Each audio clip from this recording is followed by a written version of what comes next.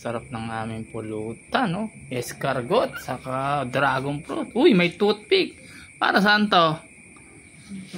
Dito toothpickin to. Tatanggalin yung mga buto. Ayun pala ang purpose nun. Tatanggalin. Yun. Bago kainin. Kasi baka tumubo yan eh.